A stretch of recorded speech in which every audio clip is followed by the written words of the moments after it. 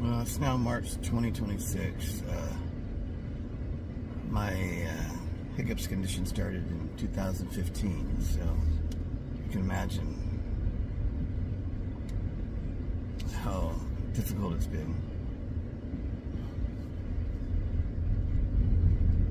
And I am noticing the wear and tear every day. I'm in my 60s. I'll be 65 this year. I used to be very energetic. I had multiple businesses running at the same time. Very active. Just walking to the car.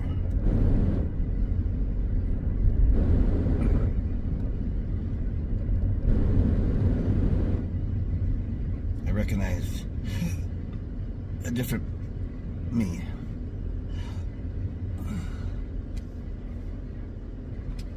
That older version.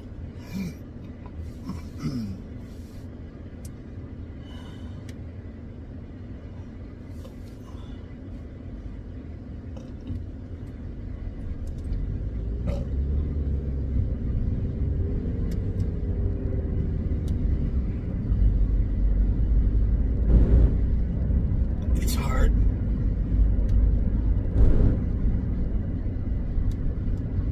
It's hard just getting used to being in an older body, and even the 60s are not that old, but a lot of people dying in their 60s, 70s, and 80s, so I have a lot batting against me.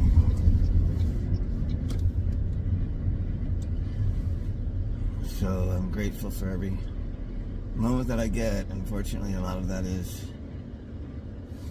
torture. I can't explain this condition any more than the word torture. I'm being tortured. My partner's being tortured. He goes to sleep silently crying because he feels helpless. There's not much you can do to help me. And just being there, even though for me that's a lot, and know that you're there does a lot. The caregiver, and I've been the caregiver, knows that that's just not enough.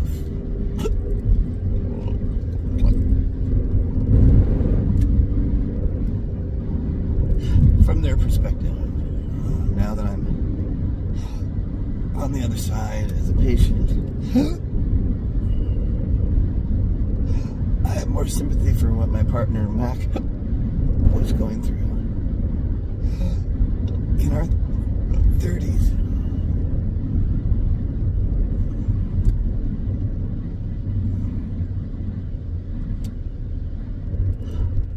If I talk too much more, it's gonna start up. I'm gonna stop.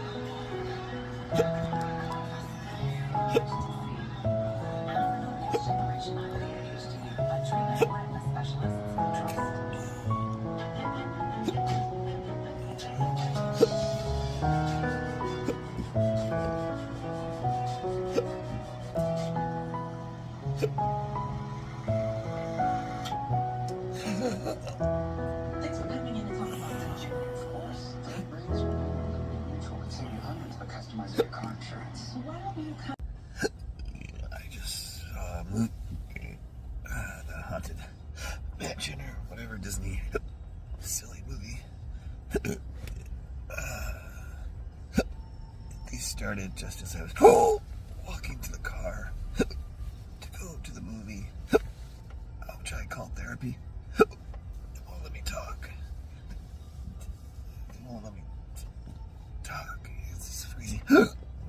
My esophagus is really tight. It likes to do. It doesn't like me talking.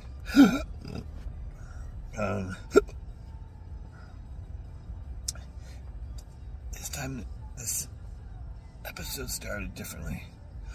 It started with a choking spasm. I was fine, and suddenly I just got a spasm, and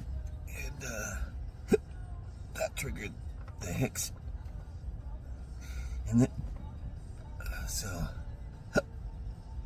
just won't let me. It just won't let me talk. It's squeezing really tight. My esophagus. This is just too much. I don't know how I'm doing this. I'm in my ninth year. I can't believe that. And it's getting worse. It's every day. At least 12 hours a day. Minimum. It's just miserable. I don't know what to do. I just don't know what to do. But I wake up and keep trying. That's all I can do. Just documenting it. Just documenting the day.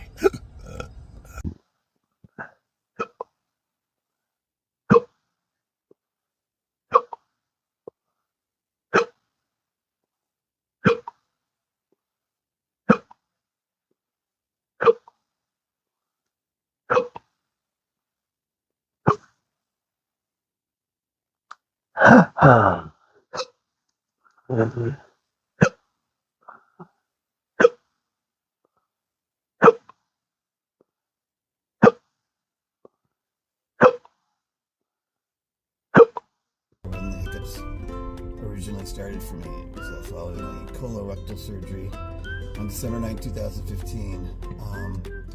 I went into that surgery completely fine. Everything was okay except that I had a very large amount of hemorrhoids that were needed to take care of. But my body was completely fine, and I came out of that surgery extremely damaged. But it was hard to really associate it with the surgery, so it took a while to put that all together. Of course, nobody wanted to take responsibility for it, so, and it's hard to prove. But my pudendal nerve was injected for 3.5 minutes. It said the note, and of course, if you know, the pudendal nerve controls your whole lower region. I still am to this day fairly paralyzed in that area. The sphincters in my rectum isn't working. There's just a lot of stuff.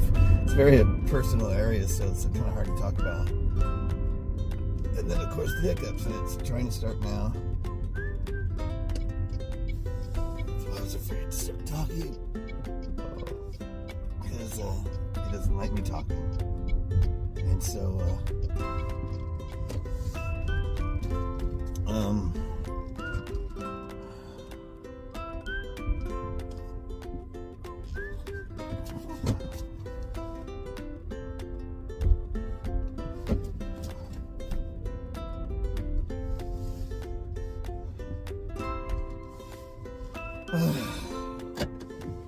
one of the things that we do for ourselves, because we're older now, we're in our 60s, and we can sort of treat ourselves to things, and one is to drop off our laundry and have laundry service take care of it. because we're in a building and it's 3 flights up and down, no elevator, and they changed the way you can use the machines, and it's just gotten so complicated there that we decided to just kind of treat ourselves. And so every Wednesday morning I drop off the laundry, and then we pick it up in the afternoon. And that's just sort of one of the things we've taken off our list of things that has to be done. So that's what I'm doing right now, is dropping off our laundry, our weekly load of laundry. But I was telling you, in the surgery, I noticed in the surgical notes that they had injected my patella nerve for 3.5 minutes, and so that was the only nerve that was touched, and that I have issues around that particular nerve. So I don't know what they did, or if they rushed, or if they nicked it, or I don't know. Over the years, I've seen so many doctors, and it's really hard to get anybody to pinpoint anything. I think some doctors are afraid to find something wrong with another physician, so they went through that stage where I felt like I was being neglected in a sense, and the doctors were protecting each other.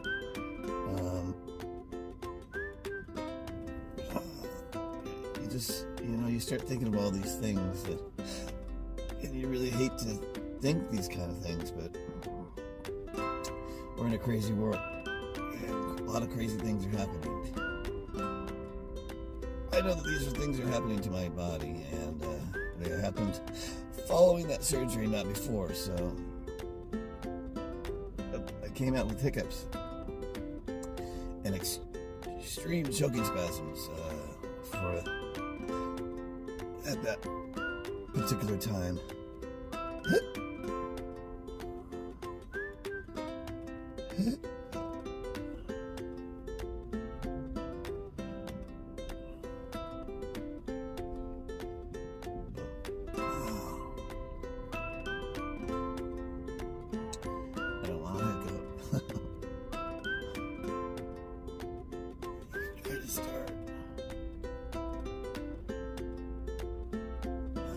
Let me go drop off the laundry.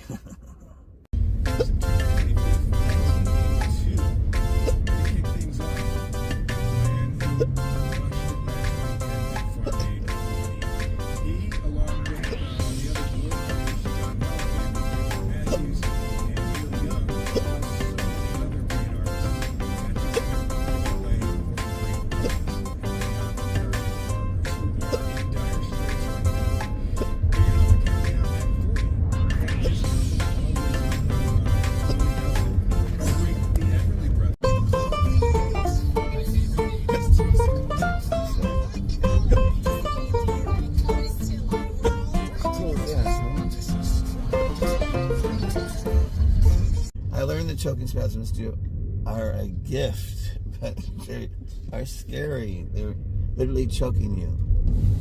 They're literally choking you to you can't breathe, and water's coming out your nose and out your eyes, and you really believe that this is it. You're being suffocated to death. You're being choked. But they do serve a purpose. A lot of people in the support group force themselves to throw up, which causes the strain on the esophagus for a period of time, and that strain keeps the hiccups from coming through and eventually suffocates them to stop or slow down. So the choking spasms actually resemble the same thing, and if I can just relax enough to just let the choking spasm happen to its fullest, and then the trailing that comes off of the choking spasm, which is the esophagus, it's tight, and then it just slowly